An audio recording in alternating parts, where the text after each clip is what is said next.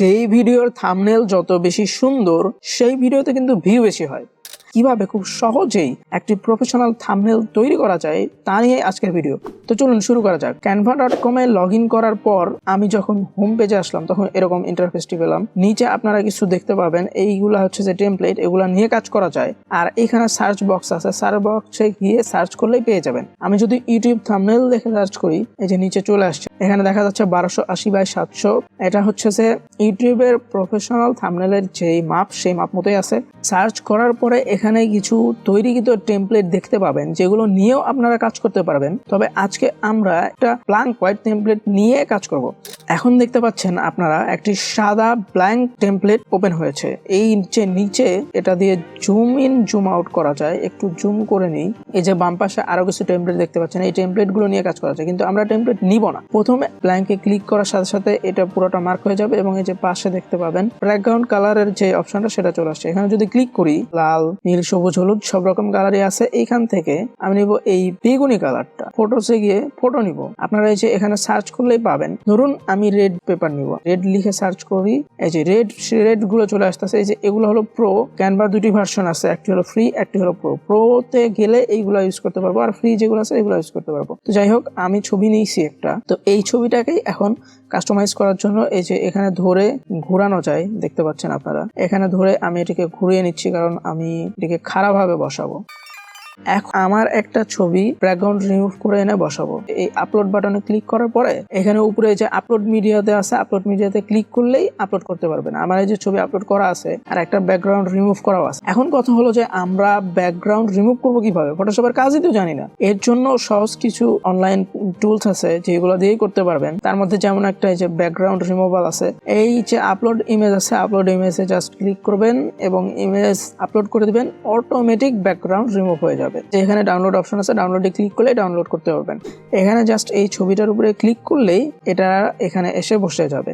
যেহেতু এখানে লম্বা ভাবে বসাবো তাই একটু সাইজ করে নিচ্ছি, টেনে একটু লম্বা করে দেই। ওকে, এতটুকু ঠিক আছে। এরপরে এখানে যে টেক্সট গুলো দেখতেছেন, এই টেক্সট গুলো আগে বসাবো। টেক্সট গুলো বসানোর জন্য এই যে টেক্সট লিখাতে গিয়ে জাস্ট টেক্সটে ক্লিক করবেন, তাহলে এখানে টেক্সট এসে বসে যাবে। আর এই টেক্সট গুলোতেই আমরা ইচ্ছা মতো লিখতে পারি। এটা পুরোটা মার্ক করে এখানে কন্ট্রোল ভি দিয়ে পেস্ট করে দিলাম। ফন্ট এবং কালার কিভাবে চেঞ্জ করে সেটা এখন আমরা দেখবো। এটাতে পুরাটাকে মার্ক করে নিতে হবে। মার্ক করে নেওয়ার পরে এইখানে কালার আছে, এই যে কালার দেখতেছেন, কালারে গিয়ে আমরা এই যে নিচে থেকে যে কোনো কালার দিতে পারি ইচ্ছা মতো।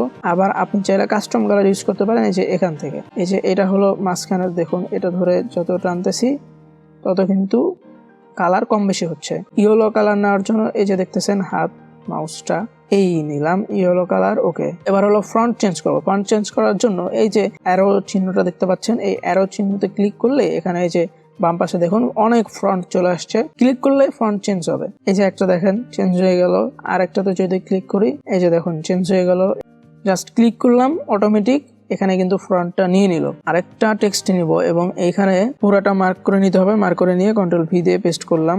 এইগুলোকে ধরে আমরা কিন্তু ছোট বড় করতে পারি। ফ্রন্টটা চেঞ্জ করতে হবে, এটা একটু আমরা অন্য কালার নিব, অন্য ফ্রন্ট নিব। ফ্রন্ট গুলো এখানে আপনারা দেখে দেখে নিতে পারবেন। এই যে এখানে ধরে নিচে উপরে করে ইচ্ছা মতো ফ্রন্ট গুলো নিতে পারবেন। আর একটা টেক্সটে কন্ট্রোল ভি দিয়ে পেস্ট করলাম, এটাকে ধরে মাঝখানে নিয়ে আসলাম।